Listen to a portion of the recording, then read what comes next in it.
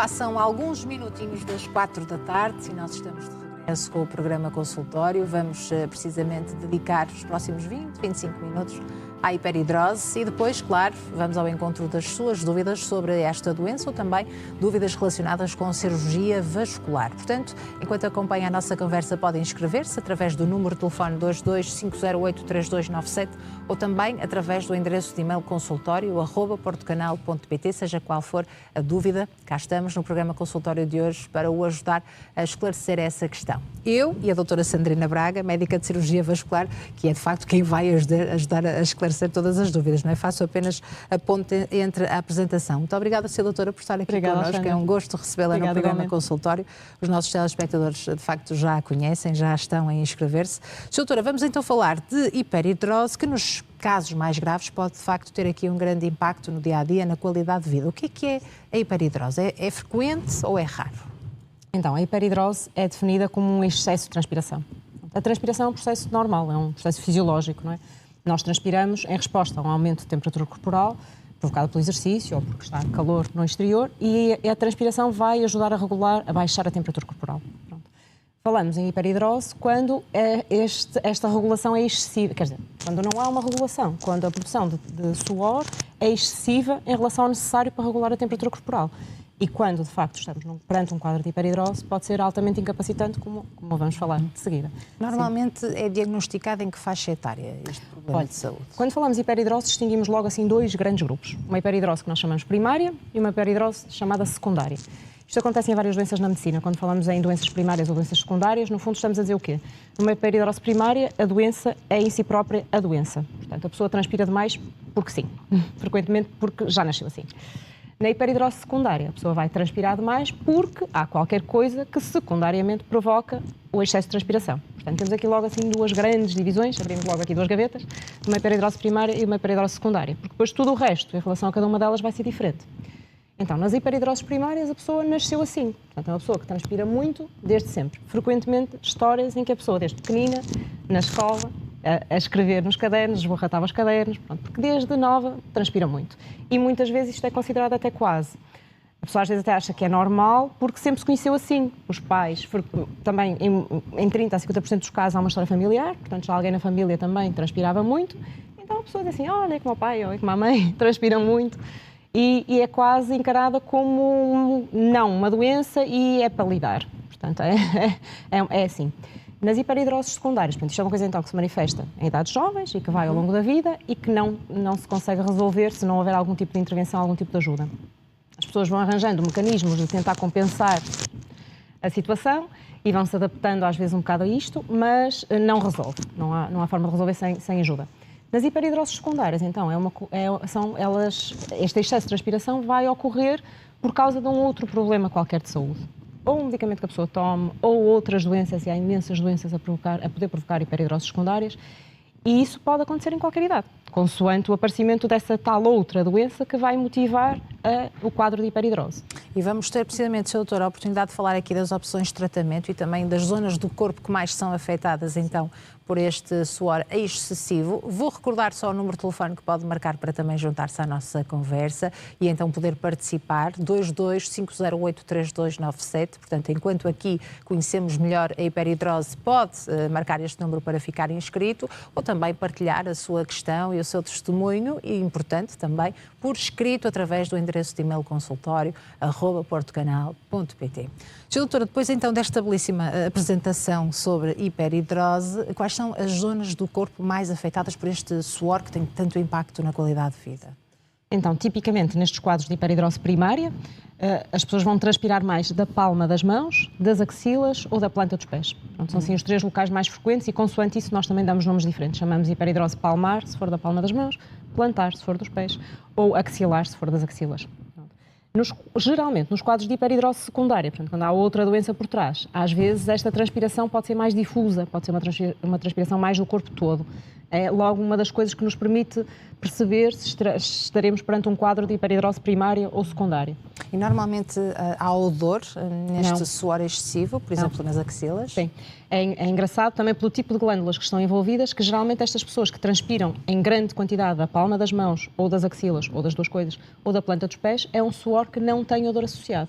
Quando há odor associado, então é um quadro diferente, que nós chamamos de bromidose, é que realmente aí é diferente. Às vezes nem é propriamente a quantidade de suor e está associada a odor desagradável. Aqui não. Aqui é um suor sem odor, só que é altamente desconfortável porque a pessoa, por exemplo, se for uma coisa palmar, que é pior, é mais incapacitante todas as hiperidroses, permanentemente estar com as mãos molhadas vai incapacitar imensas coisas, não é? Desde mexer em papéis, desde calçar umas luvas, desde tinha um doente, por exemplo, que era eletricista, é um drama.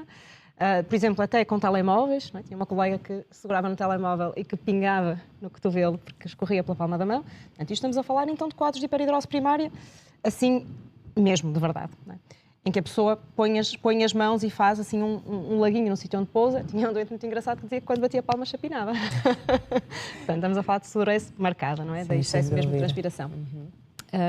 Pronto, são assim estes E é bom, de facto, ter algum humor quando os doentes estão mais confortáveis, mas há aqui um impacto emocional também muito grande, é muito não é? complicado. Por exemplo, as crianças, quando estão a dar a mão e uma pessoa e socialmente, depois é o impacto social associado à doença, não é? Porque é isso, o facto de ter que cumprimentar alguém e ter a mão permanentemente molhada, não é? E isso leva muitas vezes a constrangimento social, a pessoa isola-se. Na hiperidrose axilar é aborrecido ter manchas na roupa, não é? Portanto, é uma coisa que se vê. As pessoas tipicamente vão escolher cores de roupa branco e preto para disfarçar as manchas de transpiração. E depois, outra coisa muito aborrecida é que se entra num caminho de ciclo vicioso. Por exemplo, a pessoa está em exposição, está a conversar, olha, por exemplo, eu aqui, a gente está exposta, não é? Num ambiente que é menos propício. E não quer dar sinais de que está nervosa, de que está, enfim, de alguma forma limitada.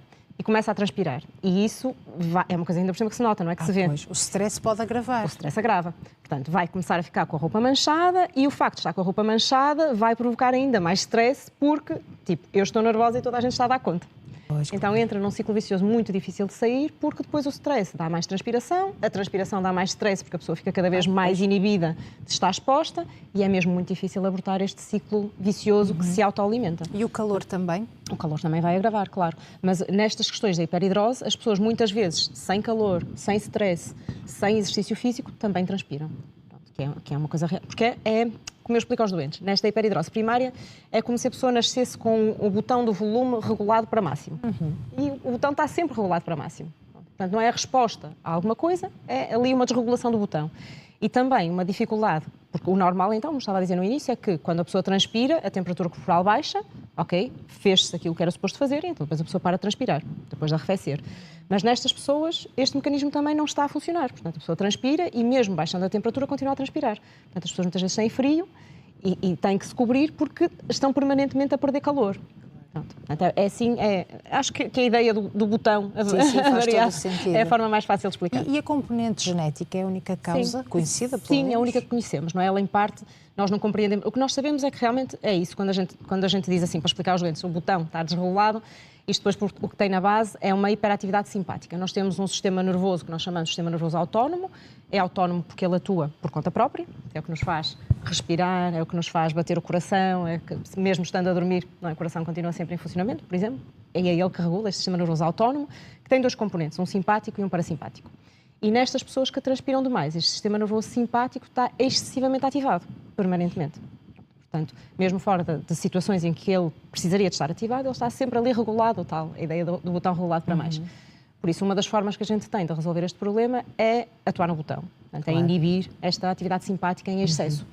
A única coisa que sabe realmente em relação à doença é que frequentemente há um familiar que também a tem, 30% a 50%, portanto indagam-se aqui questões genéticas associadas, mas ao certo, porque é que estas pessoas têm, que a gente diz hiperatividade simpática, portanto este sistema nervoso simpático a trabalhar demais, não se sabe bem porquê. Sim. E apesar dos sintomas, neste caso, serem muito específicos, há algum exame de diagnóstico que é importante fazer? Não. Geralmente, nas hiperidroses primárias, o diagnóstico é muito clínico, é isto que estávamos assim a falar. É o quadro típico da gente conversar com o doente e de perceber.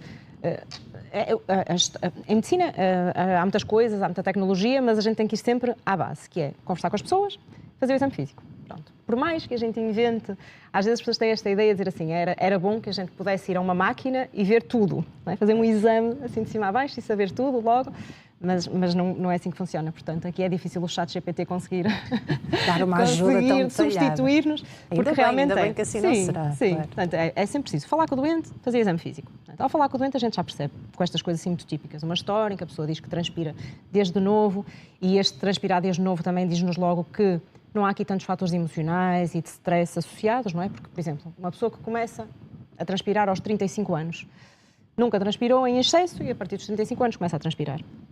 Vamos puxar um bocadinho mais, saber porquê. O que aconteceu? Mudou de emprego? Alterou-se alguma coisa? Houve alguma situação de conflito familiar? Pronto. Normalmente há uma causa por trás. E isso a gente logo na história percebe. Nas hiperidroses primárias, então, se transpira desde sempre, transpira palmas, axilas ou plantas, portanto, regiões específicas, e em quantidade exuberante. Portanto, isso facilmente a gente olha para as mãozitas e vê logo assim as gotinhas de água, por exemplo, ou então examina uma axila e percebe que está permanentemente úmida. É uma coisa que nós facilmente conseguimos identificar. Há alguns testes que se podem fazer, testes de suor, mas que raramente são necessários. Precisamos sim de fazer exames, lá está, nestas situações em que a gente desconfia que a hiperidrose seja uma manifestação de outra doença, para tentarmos perceber qual é que é a doença que está a causar a hiperidrose e para a tratar. Por exemplo, se é um doente que vem e que começou a transpirar muito, mas também está muito emagrecido e diz que começou com uma tosse, eu tenho que ter certeza, por exemplo, que ele tem uma coisa oncológica. Pronto. Portanto, quando a gente colhe bem a história, não é? Quando a gente conversa com o doente, lhe dá tempo de conversar e de falar, de nos contar as coisas, a gente depois faz as perguntas seletivas em relação àquilo que também vamos percebendo e àquilo que a gente tem na nossa cabeça para tentar chegar ao diagnóstico, então depois a gente pede exames de forma seletiva também. Porque também pedir exames indiscriminadamente muitas vezes também não é a melhor solução. E ouvir a partilha e os sintomas será de facto perceber, não é? Por exemplo, se é uma pessoa que diz que tem uma reunião e que tipicamente em reuniões em que tem que expor um trabalho, alguma coisa, vai transpirar muito e que aquilo lhe dá o tal ciclo vicioso que transpira, as pessoas percebem que ele está a transpirar, vai transpirar mais, pronto, fácil, a gente pode resolver com uma medicação que inibe o tremor das mãos, ou que seletivamente, ou com um ansiolítico, por exemplo, está resolvido, pronto. E não vale a pena estar a operar um doente que não vai beneficiar nada com aquilo. Claro, é completamente diferente da abordagem terapêutica à hiperidrose. Completamente Vamos diferente. abrir a gaveta das opções de tratamento, Sim. é isso mesmo. Sim. Por onde é que se começa? Pronto, então é isso, não é? Percebe-se primeiro, claro, em tudo a gente tem que procurar estratégias de menos invasivas para mais invasivas, não é? Dentro do grupo de estratégias não invasivas, temos imensas coisas no mercado, desde em vários tipos de formulação, em spray, em roll-on, em gel, imensas formulações consoante os locais em que realmente a pessoa tem mais transpiração. Geralmente produtos frequentemente com alumínio, depois há outros componentes também no mercado que têm surgido, o glicopyrrolato, por exemplo, há vários agentes. E tentar ir experimentando várias coisas. Frequentemente eles quando chegam à cirurgia vascular já vêm com uma lista a dizer eu já experimentei este e nada resulta. Pronto. Porque muitas vezes a cirurgia vascular, às vezes nem há conhecimento de que há esta hipótese de nós também podermos ter uma ajuda aqui e realmente a pessoa às vezes já passou... O primeiro problema é perceber que eu tenho um problema. Não é? Eu tenho uma coisa que me incomoda profundamente e afinal parece que isto é uma doença. E parece que isto pode ter tratamento. E depois a seguir é procurar tratamento em vários sítios, frequentemente na dermatologia também, porque pode ajudar, a manifestação é de pele. E então, mais tardiamente, chegam à cirurgia vascular, porque realmente, quando vêm a nós, já passaram assim por uma série de outros tratamentos. Portanto, a primeira coisa realmente são os agentes tópicos. Cremes, sprays, desodorizantes, em roll-on, o que for. Mas não há uma pessoa que consiga viver com qualidade apenas só com esses roll-ons? Ou vai chegar numa altura que não vai ser suficiente? Nas axilares pode ser suficiente. Não é? Quando é uma coisa só limitada às axilas, há mais opções. Nas palmares é difícil que só uma coisa tópica consiga resolver. Consiga. Até por uma razão simples, a gente lava as mãos dezenas de vezes por dia. Não é? Portanto, é difícil a gente conseguir um agente que resista a isso tudo. Depois a seguir temos, por exemplo, a injeção de toxina botulínica, ou Botox. É uma boa opção para as axilas, para as mãos é doloroso, e depois tem outro problema da toxina botulínica, tem que ser repetida. Pois, nunca será eficaz. Acaba por ser dispendiosa, porque a pessoa de 4 ou de 6 em 6 meses tem que repetir o procedimento. Pronto, realmente aquilo é mais... é doloroso. Nas palmas e nas plantas não é assim a melhor opção. Depois temos outras coisas, destruição das glândulas sudoríparas com laser, com qualquer tipo de energia térmica, com micro-ondas, nessa perspectiva de destruir as glândulas, portanto a pessoa deixa de transpirar porque não tem glândulas para transpirar, geralmente também com resultados variáveis, há procedimentos como a iontoforese que se podem fazer em casa, outras coisas que se fazem e não há especificamente... riscos destes procedimentos? qualquer um destes coisas que atua pela pele tem risco de sensibilização cutânea, não é? Portanto, por exemplo, os desodorizantes com alumínio, muitas vezes as pessoas fazem irritação da pele.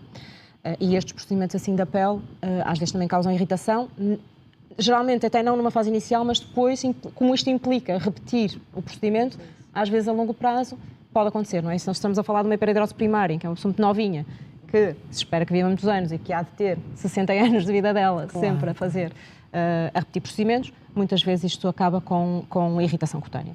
E com a pessoa ficar mais ou menos frustrada porque não consegue ter solução para o seu problema a longo prazo. Medicação, depois, não há? Medicação. Há comprimidos também que se podem fazer. Os comprimidos vão atuar no sentido de inibir este mecanismo simpático, mas que este sistema simpático atua em várias coisas do corpo. Exatamente. Portanto, problemas. Vai dar frequentemente secura dos olhos, secura da boca, retenção urinária, obstipação. Pronto. Portanto, temos ali uma série de efeitos laterais que às vezes são muito mal tolerados, não é? Porque vamos estar com uma bala de canhão ali a atuar para tudo, quando na verdade o problema é uma coisa mais localizada, a palmas, axilas ou plantas. Portanto, às vezes os medicamentos não são muito bem E será muito uma eficazes. medicação a longo prazo também, não é? Igual, sempre. Sempre. Não é uma coisa que uma pessoa... Sim, isso é um fator importante. Porque às vezes, por exemplo, uma retenção urinária não é grave aos 30 anos e é gravíssima aos 60. Não é? Pronto, porque depois o envelhecimento também se encarrega Claro, e terá os seus riscos, de outras não é? coisas. E tem riscos a longo prazo, até depois com interações medicamentosas, não é? Porque à medida que a pessoa também vai envelhecer, vai começar a fazer mais medicação e frequentemente há interações entre vários medicamentos. Depois temos, agora começa a haver novas formulações, por exemplo, toxina botulínica em gel, que poderá ser uma opção, e depois temos a cirurgia. Pronto. A cirurgia que nós definimos que tem assim um nome muito comprido, que se chama simpatectomia torácica, toracoscópica, videoassistida, bilateral. Pronto. No fundo, o que é que a gente vai fazer? Por isso, então, o nervo responsável, o conjunto responsável pela transpiração chama-se sistema nervoso simpático. Esse sistema nervoso simpático tem uma cadeia, um conjuntinho de nervos que passam ao lado da coluna vertebral. E nós sabemos que aquilo está assim por níveis, como se fosse um disjuntor para desligar as luzes de um quadro elétrico. E então nós sabemos que no nível 1 vai para a cabeça, no nível 2, pronto, aquilo está assim arrumadinho por níveis. E então percebemos que se cortarmos os níveis da cadeia nervosa do simpático, que está então lá colocado ao lado da coluna vertebral, no sítio certo, nós conseguimos inibir a transpiração nessa localização. Pronto. Há uns anos atrás, o que se fazia era cortar bastante. Portanto, chegava-se ao nível 2, cortava-se do 2 ao 4, 3 níveis, e a pessoa não transpirava mais. É uma cirurgia espetacular, porque a pessoa adormece com as mãos molhadas e ainda não acordou, e a gente já vai palpar a mão e a mão já está seca. Portanto, a cirurgia parece magia, parece desligar um interruptor. A tal coisa do botão. É verdade, a gente chega não é? lá, desliga o botão, acabou. Não transpira nada. Problema disto, é sempre aquela coisa, não há bela sem senão.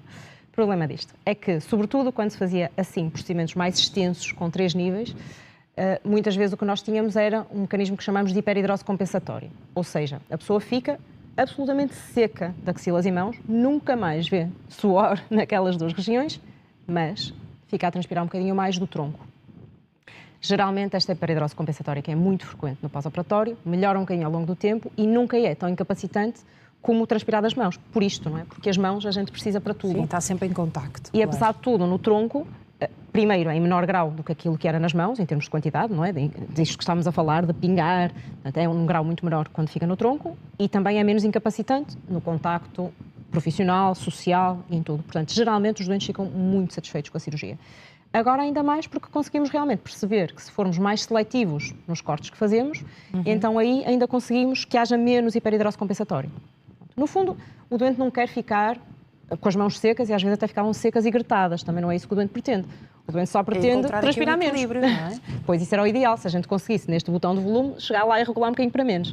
Mas o que a gente faz é cortar. Portanto, não conseguimos uma regulação intermédia. Percebe-se realmente isso, é que se formos em níveis mais baixos, ao ser mais seletivos nos cortes, temos menos hiperidrose compensatória e isso é melhor tolerado pelos doentes. Mas realmente também uma evolução na cirurgia. Sim, na cirurgia e até em termos técnicos. Sim. Porque, por exemplo, implica que nós façamos... O problema do simpático é que ele está assim um bocado longe, porque está colocado lá atrás na coluna vertebral, ao lado da coluna vertebral, atrás do pulmão. Portanto, nós entramos por 2 buraquinhos na axila, por toracoscopia, lá está, quando a gente fala em escopia, fala em furinhos, fala em lá espreitar, não é?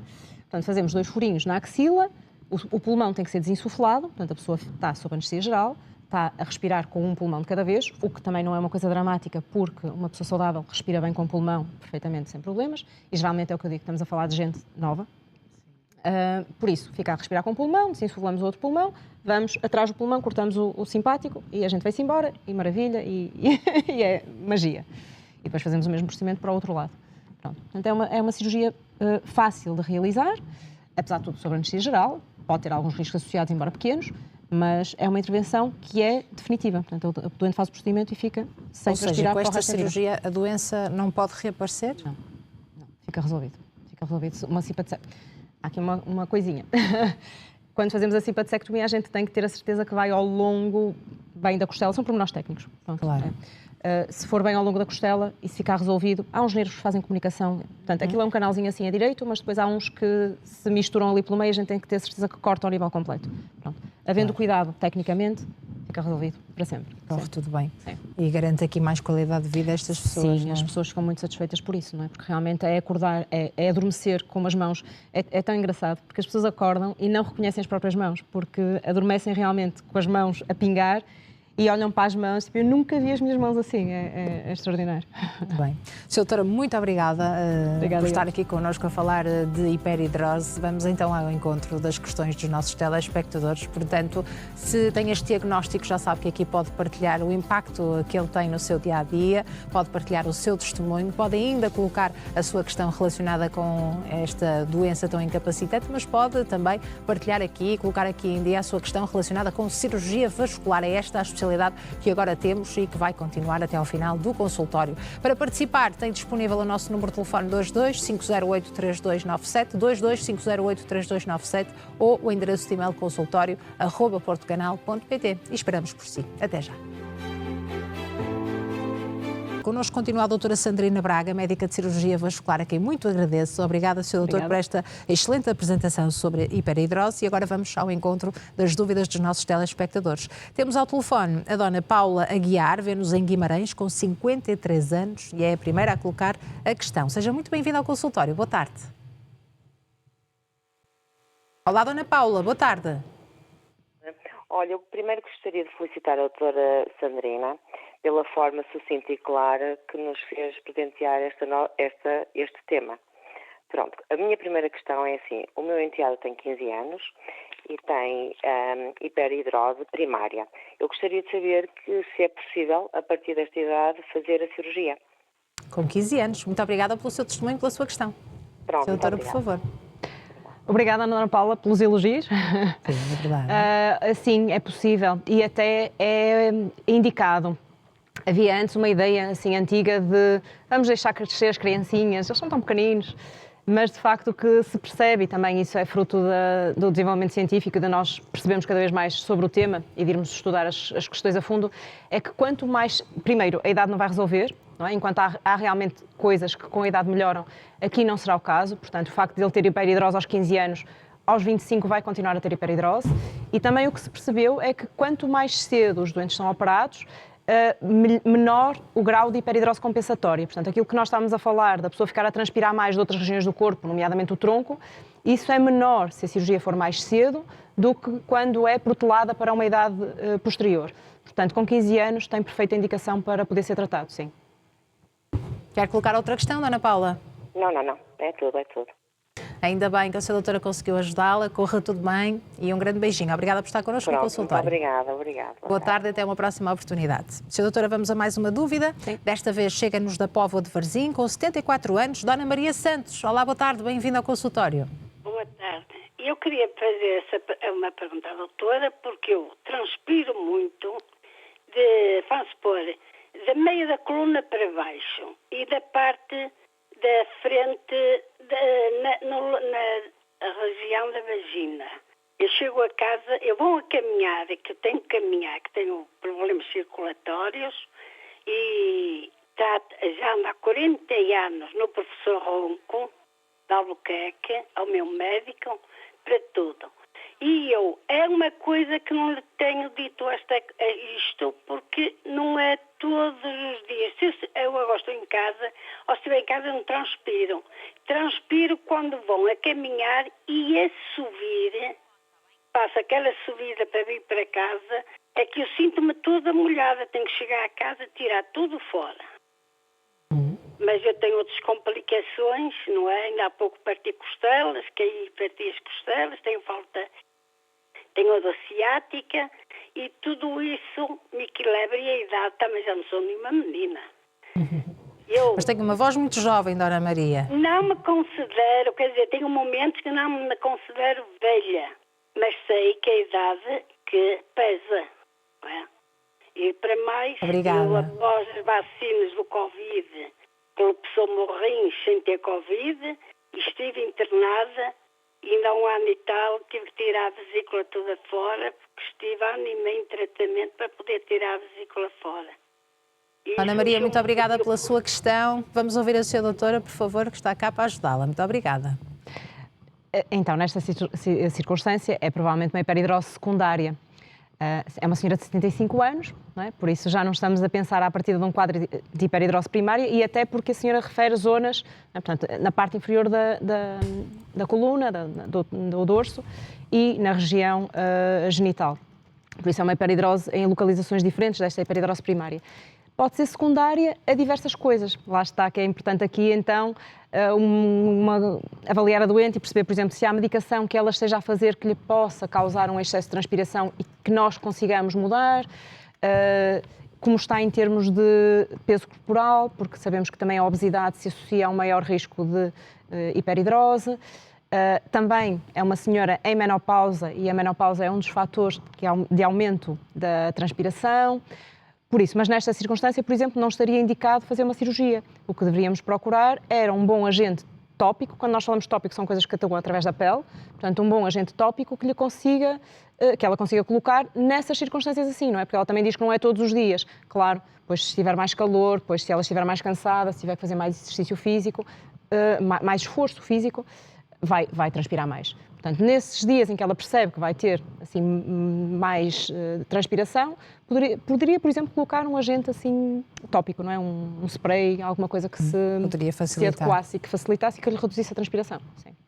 Ana Maria Santos, obrigada por estar connosco no consultório, que seja rápida, então, essa recuperação também da sua cirurgia, da sua queda, neste caso. Foi um gosto ouvi-la no consultório, até uma próxima oportunidade. Sra. Doutora, vamos ouvir mais uma telespectadora. Sim. Temos agora ao telefone da Moita, com 72 anos, a Dona Maria Rocha. Olá, boa tarde, bem-vinda ao consultório. Boa tarde, menina Alexandra e senhora doutora. Boa tarde. Vocês são incríveis. Muito obrigada. Gosto muito de vocês. Obrigada. Eu vou ser breve. Sra. doutora, eu, portanto, transpiro muito, mas é do cérebro. Do cérebro e do pescoço. Cai mesmo, até se for de inverno também me acontece isso.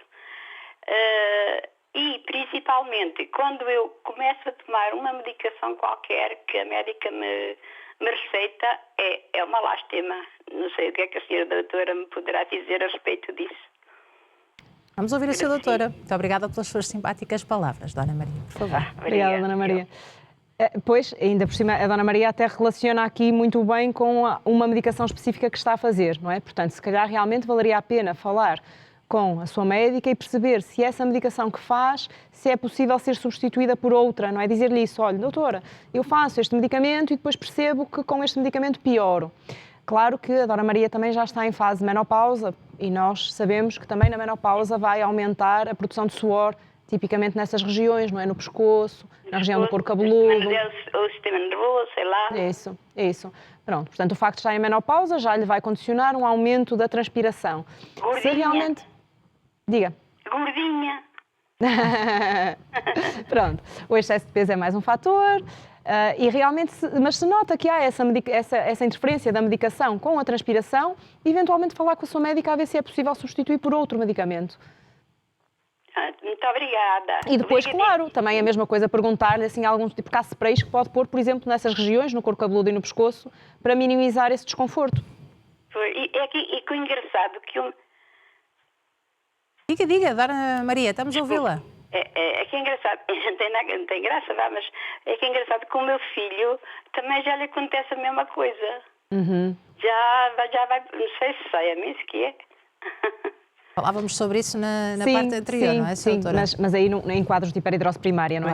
Claro, Que não será aqui o caso.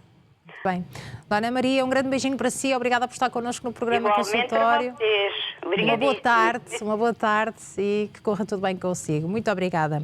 Ora, vamos ouvir mais uma Dona Maria, desta vez Maria Silva, de Aveiro, com 78 anos. Olá, muito boa tarde, bem-vinda ao programa Consultório.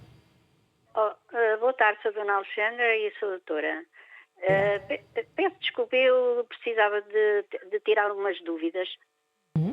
Força, pode colocar a sua questão, por favor.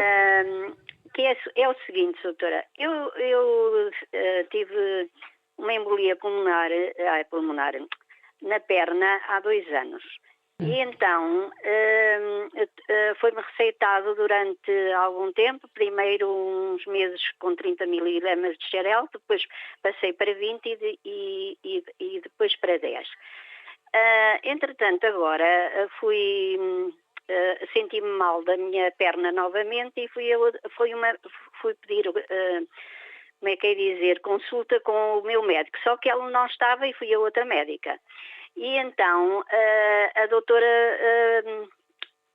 viu-me, fez-me o exame, disse que estava tudo bem, não tinha problema, não tinha nenhuma tromboflavite e mudou-me a medicação para outro medicamento que eu vou dizer à sua doutora, que é Elisquis, 2 miligramas de manhã e 2 miligramas à noite. Mas eu não sei se me darei muito bem com este medicamento, porque eu sinto, desde que ando a tomar este medicamento, dá-me muito, como é que eu digo, muitas picadelas na perna. Não sei se será dessa medicação, se não. Além disso, também queria telefonar à sua doutora, porque eu ando muito doente dos meus ossos e vou à ortopedista para ver se consigo fazer um tratamento com anti-inflamatório. Será possível fazer o anti-inflamatório tomando esta medicação ou terei que a suprimir? Muito obrigada pelas suas dúvidas, Dona Maria Silva, e também pelas suas palavras. Sra. Doutora, por favor.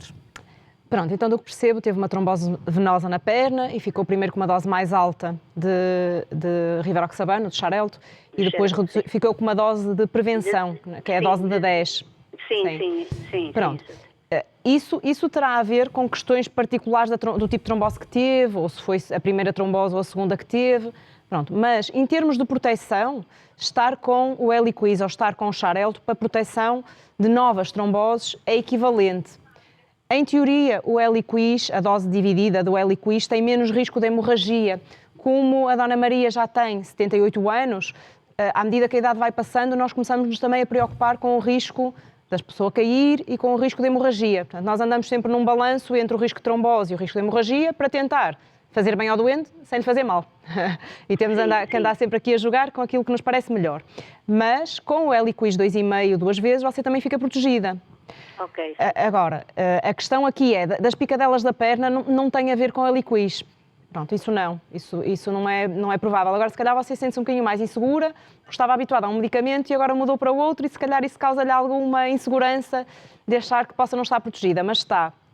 Em relação ao anti-inflamatório, qualquer anti-inflamatório que você faça, seja com xarelto, seja com Eliquis, vai-lhe aumentar também um bocadinho o risco de hemorragia. Agora, se tiver, por exemplo, um protetor do estômago, o risco, que é o que nos preocupa mais, o risco de uma hemorragia do estômago, estando a fazer um protetor, esse risco também está diminuído. Também não sei há quanto tempo teve a trombose e se seria seguro parar. 2 anos, doutora. Há 2 anos? Sim.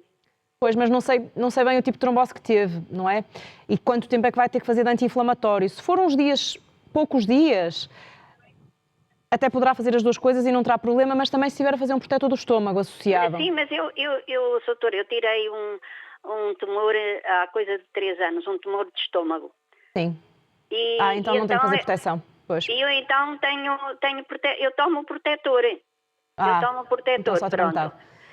E o médico diz sempre que, pronto, quando eu tenho alguma coisa, o médico do estômago, quando tenho que tomar anti-inflamatórios ou antibióticos para continuar com o protetor. Agora, a minha dúvida é se realmente posso fazer o anti-inflamatório, por exemplo, entre 4, 5, 6 dias, 8 dias, não sei. O que será necessário, não é? É isso. Se eu posso continuar com com o medicamento que a doutora me deu, o Equilis. Olha, o raciocínio, o pensar em fazer um medicamento, o anti-inflamatório, seja com a Eliquis ou com o Xarelto, é exatamente a mesma coisa em termos de risco, percebe? É igual. Aqui isto às vezes é um bocadinho ingrato, porque, por exemplo, eu assim à distância não sei como é que está o seu rim a funcionar, se funciona bem ou se funciona mal, que tipo de anti-inflamatório é que pode fazer. Por isso é que às vezes estes conselhos dados pela televisão, sem a gente saber as coisinhas todas, podem às vezes ser complicados.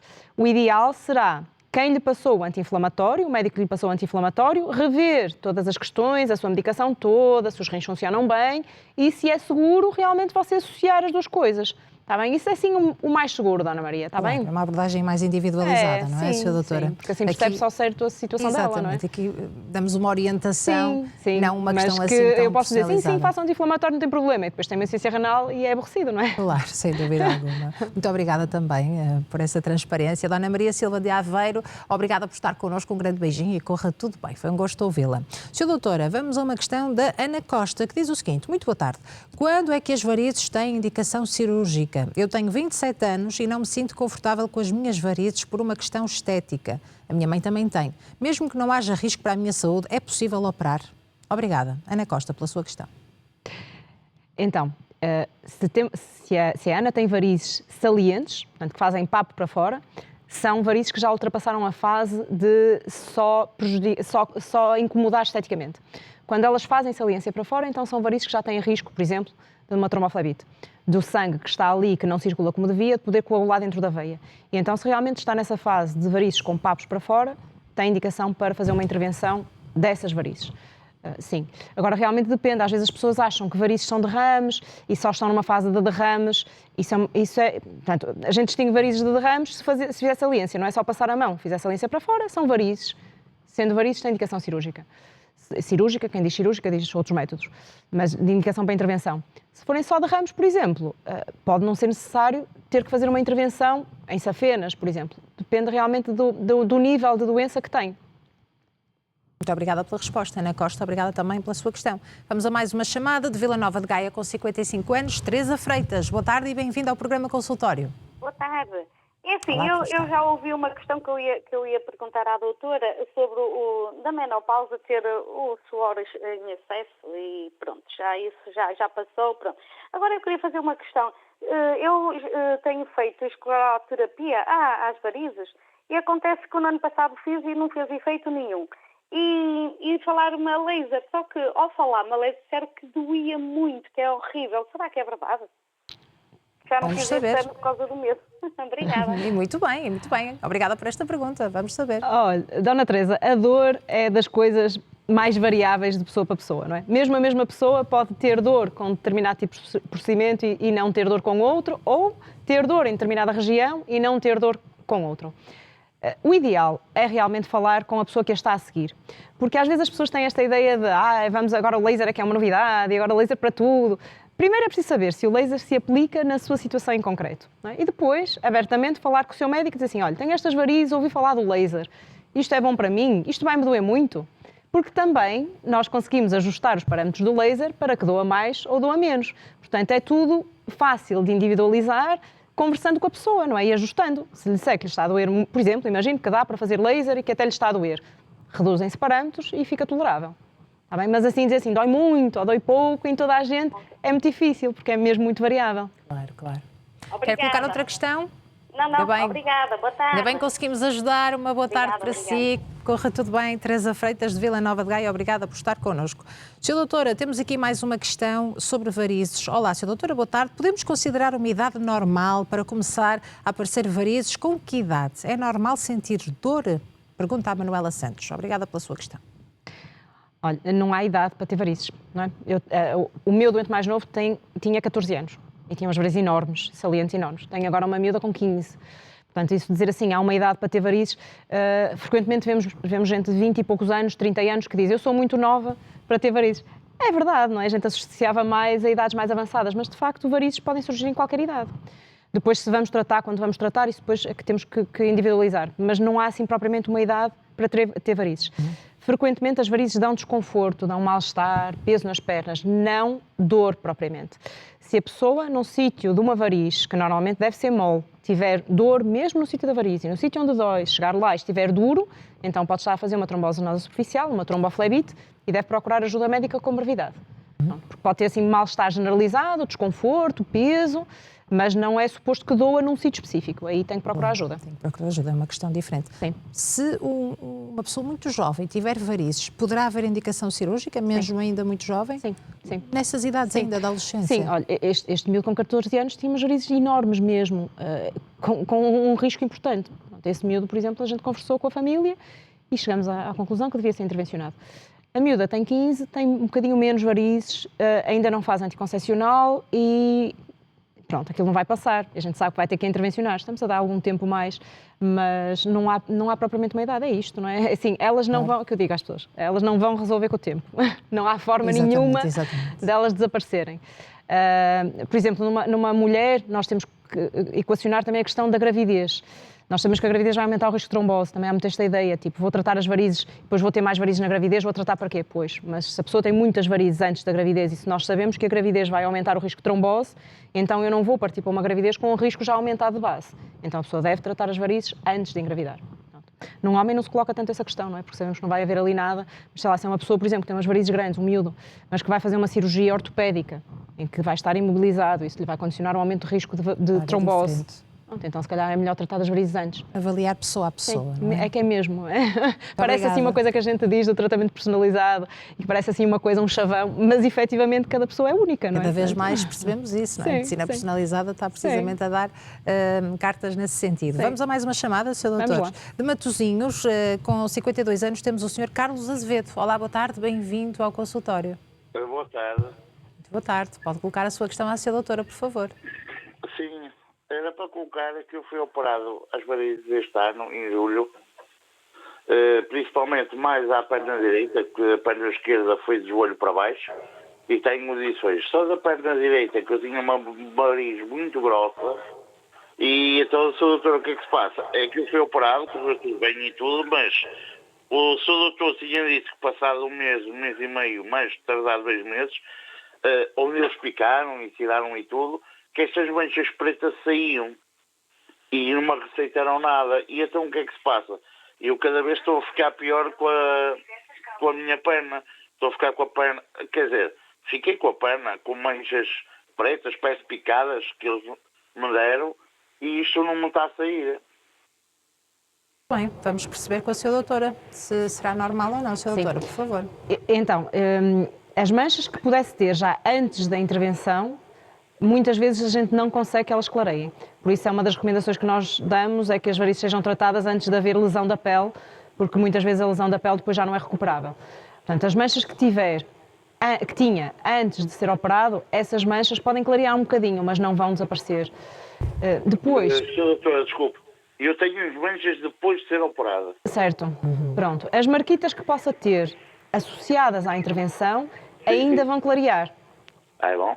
Qualquer intervenção que a gente faça em varizes pode ter um risco de mancha, dependendo do tipo de pele, se você é moreno, passamos por um período de verão agora aqui, portanto há a exposição solar, e pode haver manchas associadas a qualquer procedimento de varizes que nós façamos, que clareiam espontaneamente com o tempo.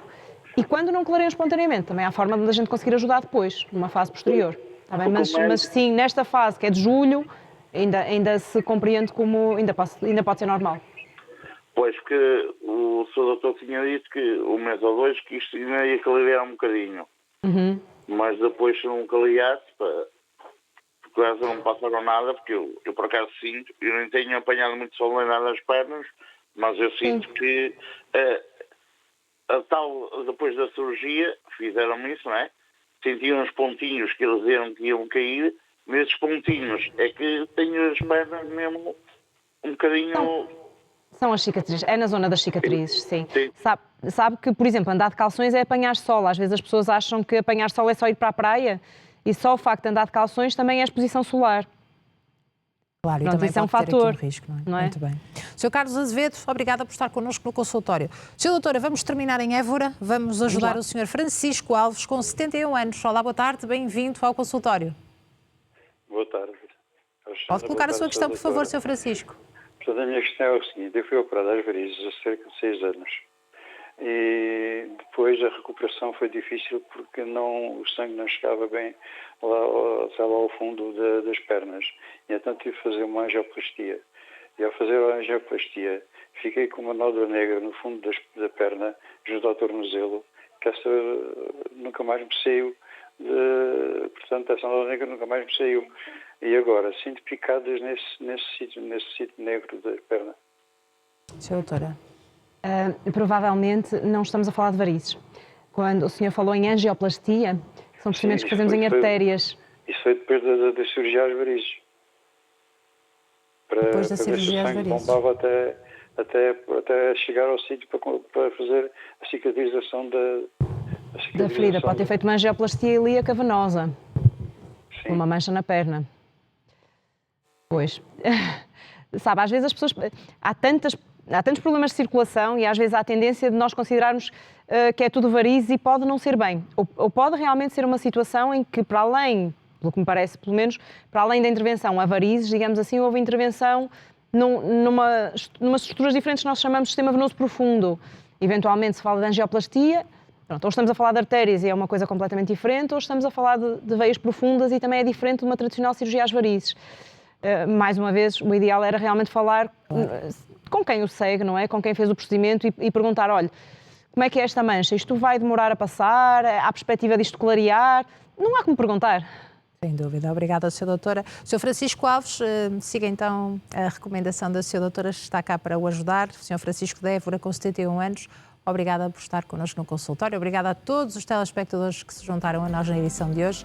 Claro, um especial obrigada à Sra. Doutora também. Foi um gosto recebê-la mais uma vez neste programa e obrigada por esta disponibilidade. Até uma próxima oportunidade, Sra. Doutora. Ora, vamos aos temas que marcam a edição do consultório de segunda-feira, 6 de outubro. Vamos assinalar o Dia Mundial da Paralisia Cerebral. Vamos também contar com a doutora Diolinda Almeida, médica de família. Vai aqui falar-nos sobre a hipertensão. 4 em cada 10 portugueses sofrem de hipertensão e metade não tem a condição controlada. Portanto, é um alerta importante. E vamos ainda falar de esteatose hepática, fígado gordo, também algo que merece aqui destaque no nosso consultório e que vai também abrir portas, este tema, às suas questões. E digo segunda-feira, porque amanhã, sexta-feira, precisamente, não há programa consultório, não temos encontro marcado no consultório, só apenas segunda-feira a partir das 3. Portanto, um bom fim de semana. Até lá. Fique bem, fique connosco.